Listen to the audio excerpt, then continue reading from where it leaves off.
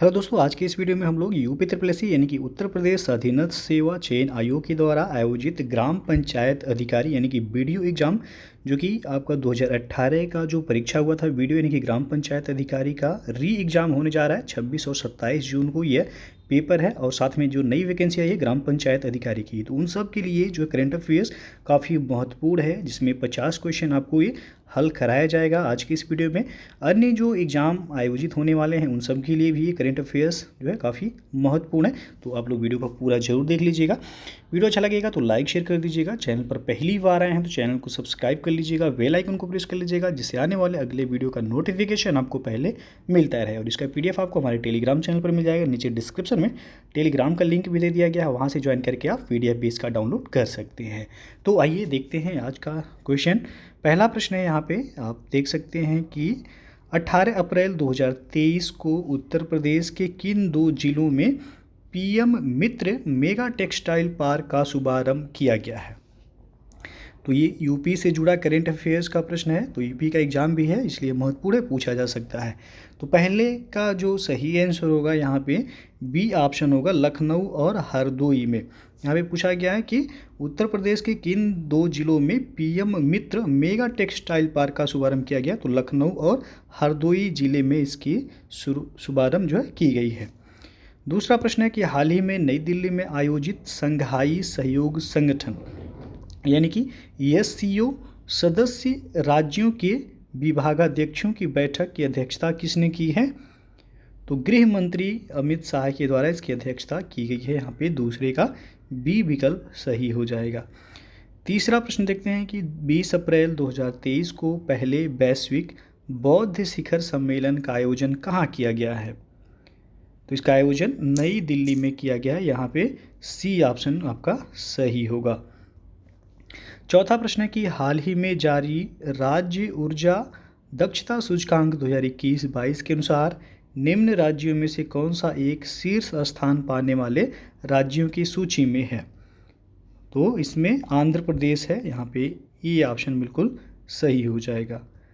पांचवा प्रश्न देखते हैं कि हाल ही में उत्तर प्रदेश सरकार के द्वारा दी गई मंजूरी के अनुसार राज्य में गेहूं खरीद की दर प्रति क्विंटल कितनी निर्धारित की गई है, तो उत्तर प्रदेश में जो गेहूं खरीदा जाएगा प्रति क्विंटल जो निर्धारित किया गया 2125 रुपये।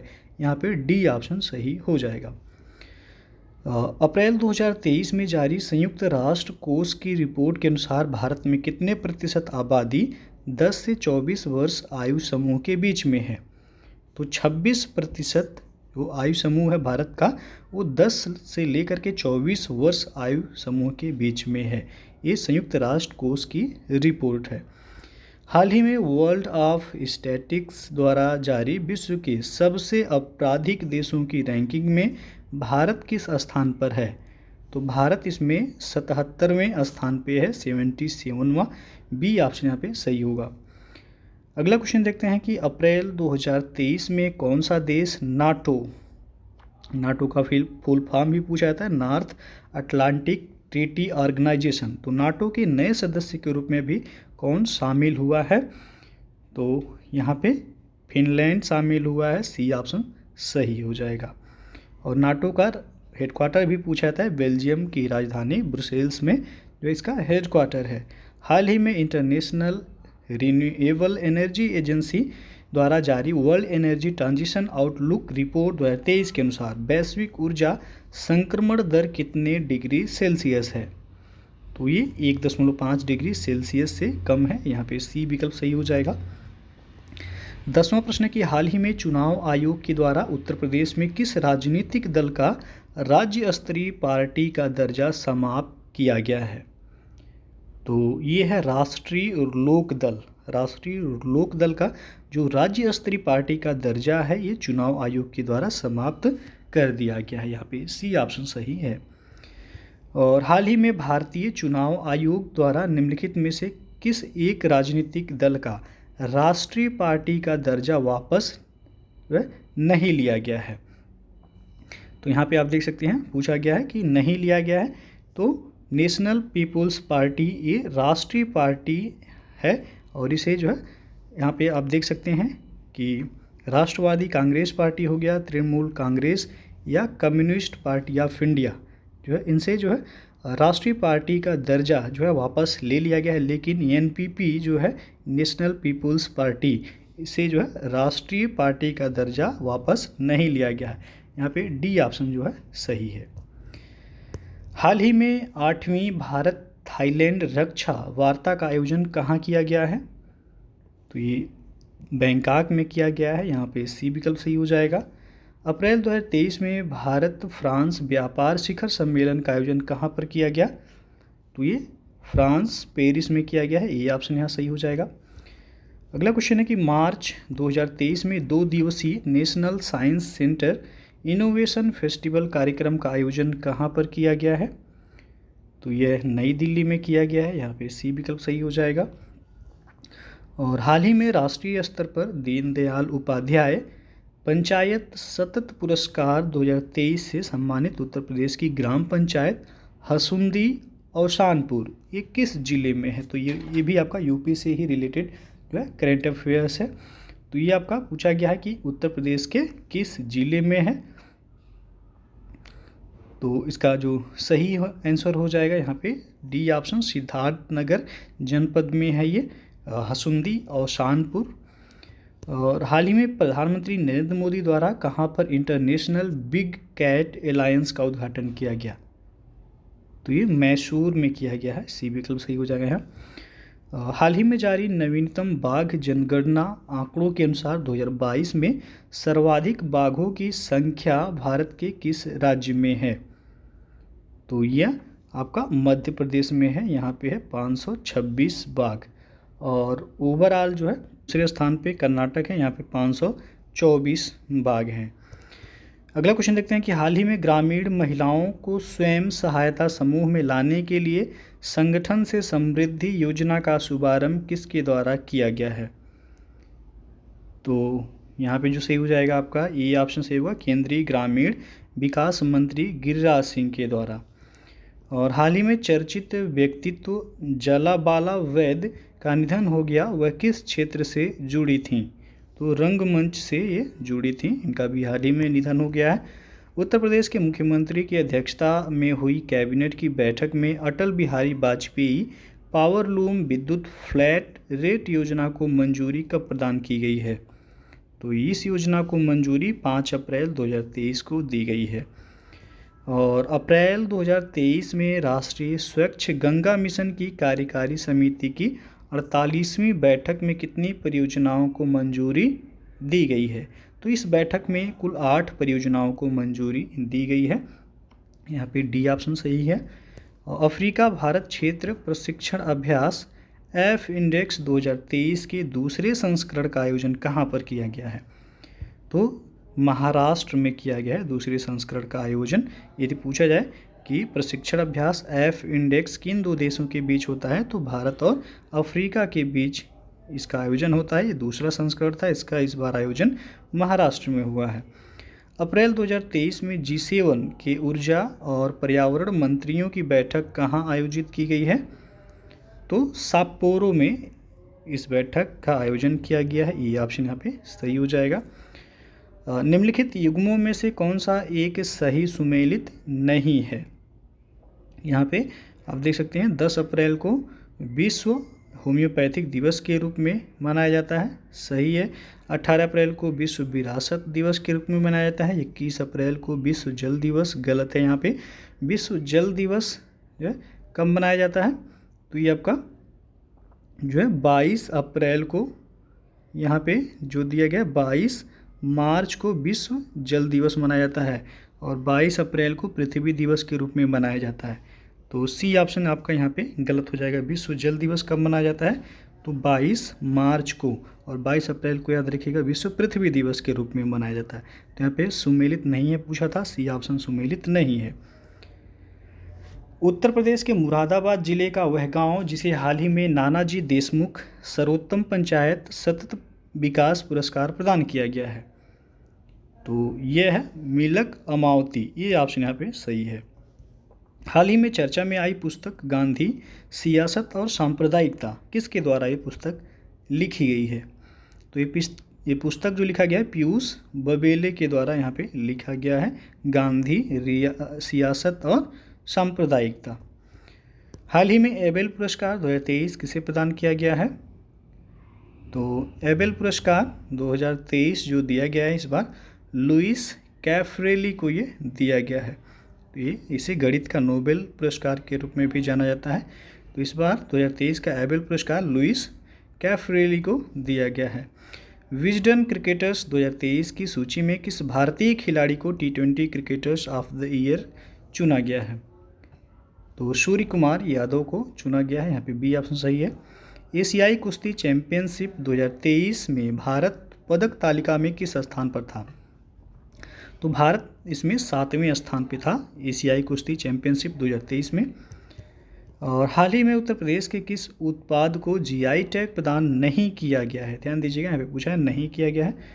तो यहाँ पे रामनगर भाटा को भी जीआई टैग दिया गया है, बनारसी पान को भी जीआई टैग दिया गया है, चंदौली की आदम चीनी चावल को भी जीआई टैग मिला, जौनपुर की इमरती को जीआई टैग नहीं दिया गया। सी ऑप्शन जो है यहाँ पे आपका सही हो जाएगा।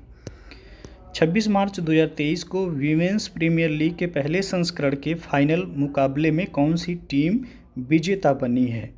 तो अभी आपका WPL आयोजित हुआ है, इस बार पहला संस्करण था WPL का, वुमेंस प्रीमियर लीग का।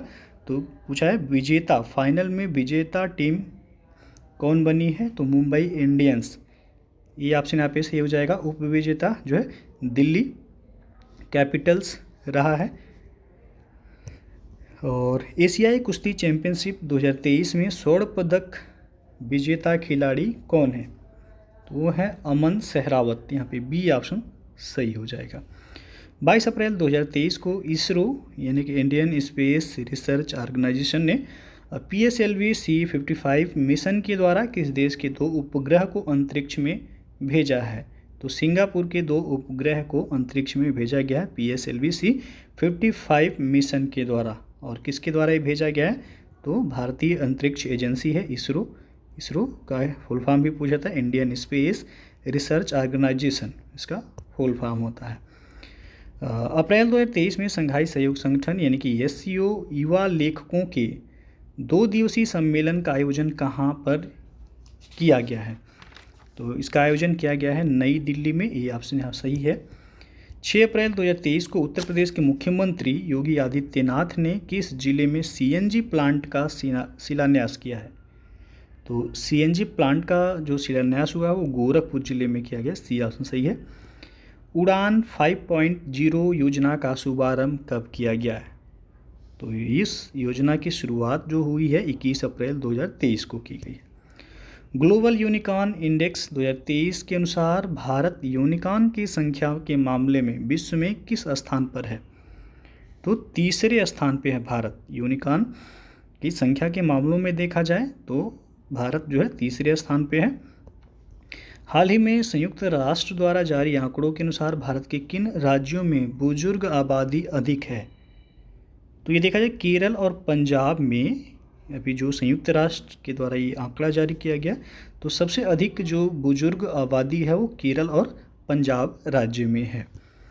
हाल ही में नदी के अंदर चलने वाली भारत की पहली मेट्रो रेल कौन सी है? तो यह कोलकाता मेट्रो, ये नदी के अंदर चलने वाली भारत की प्रथम मेट्रो रेल है, बी ऑप्शन सही है। उत्तर प्रदेश में स्थित किस टाइगर रिजर्व को 26 मार्च 2023 को कंजर्वेशन एश्योर्ड टाइगर स्टैंडर्ड्स का दर्जा दिया गया है? तो ये है पीलीभीत टाइगर रिजर्व, यहाँ पे बी ऑप्शन सही हो जाएगा। उत्तर प्रदेश में कुल कितने टाइगर रिजर्व हो गए हैं? तो अब वर्तमान में कुल 4 टाइगर रिजर्व हो गए हैं। आपको पता होगा दुधवा टाइगर रिजर्व है, पीलीभीत, रानीपुर, तो ये रानीपुर भारत का देखा जाए तो 53वां टाइगर रिजर्व बना है।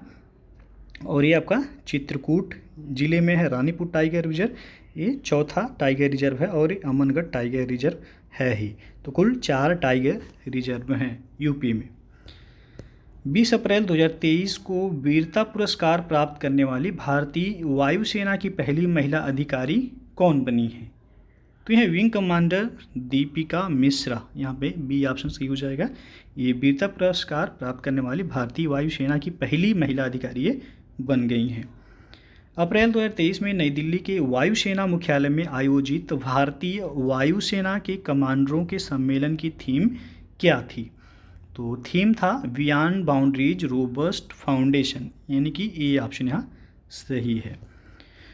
अगला प्रश्न है 20 अप्रैल 2023 को संघाई सहयोग संगठन यानी कि एससीओ के सदस्य राज्यों के विभागाध्यक्षों की बैठक कहाँ हुई है? तो नई दिल्ली में हुआ है यह। अप्रैल 2023 में जारी इंडिया जस्टिस रिपोर्ट 2022 इंपॉर्टेंट है ये ध्यान रखिएगा के अनुसार भारत का कौन सा राज्य न्याय तक पहुंच प्रदान करने में शीर्ष स्थान पर है? तो भारत का यदि देखा जाए कर्नाटक राज्य जो है इंडिया जस्टिस रिपोर्ट 2022 के अनुसार जो न्याय तक पहुंच प्रदान करने में शीर्ष स्थान पर जो राज्य है वो है कर्नाटक, यानी कि सर्वाधिक न्याय देने वाला राज्य जो है वो कर्नाटक है। इंडिया जस्टिस रिपोर्ट 2022 के अनुसार उत्तर प्रदेश को कौन सा स्थान प्राप्त हुआ है? तो इंडिया जस्टिस रिपोर्ट में देखा जाए तो उत्तर प्रदेश को 18वां स्थान प्राप्त हुआ है। हाल ही में जारी विश्व के सबसे आपराधिक देशों की रैंकिंग में सबसे आपराधिक देश की सूची में प्रथम स्थान किस देश को प्राप्त हुआ है? तो पहला स्थान इसमें वेनेजुएला को प्राप्त हुआ है। सी ऑप्शन यहाँ सही हो जाएगा। केंद्र सरकार द्वारा पशुजन नियंत्रण नियम 2023 को कब अधिसूचित किया गया है? तो इसे 18 अप्रैल 2023 को अधिसूचित किया गया है। और हाल ही में किसे business leader of the decade award से सम्मानित किया गया है? तो कुमार मंगलम बिरला को business leader of the decade award से सम्मानित किया गया है। भारत की बाघ गणना 2022 के 5वें चक्र के आंकड़े कब जारी किए गए? तो ये आंकड़ा जारी किया गया 9 अप्रैल 2023 को। टोटल कितने बाघ हो गए हैं? 3167।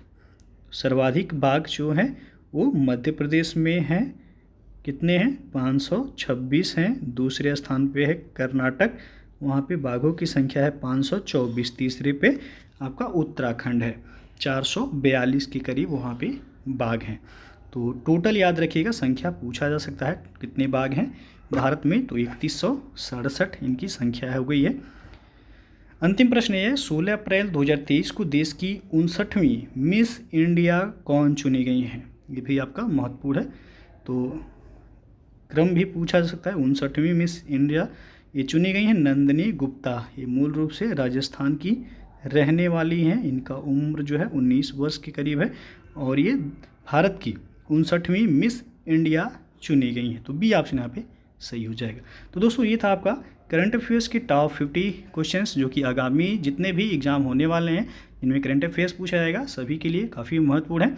और वीडियो एग्ज़ाम जो लोग दे रहे हैं जो 26 और 27 जून को होने वाला है, जो कि 2018 का री एग्ज़ाम है, और जो नई वैकेंसी आई है उसका भी अभी एग्ज़ाम डेट नहीं आया, लेकिन हाँ जल्दी ही उसका भी एग्ज़ाम हो सकता है। तो उन सब परीक्षाओं के लिए करंट अफेयर्स काफ़ी महत्वपूर्ण है। तो वीडियो आप लोग पूरा जरूर देख लीजिएगा। अच्छा लगा हो तो लाइक शेयर भी कर दीजिएगा। चैनल को सब्सक्राइब नहीं किए सब्सक्राइब कर लीजिएगा, बेल आइकन को प्रेस कर लीजिएगा, जिससे आने वाले अगले वीडियो का नोटिफिकेशन आपको पहले मिलता रहे। तो वीडियो को पूरा देखने के लिए बहुत बहुत धन्यवाद।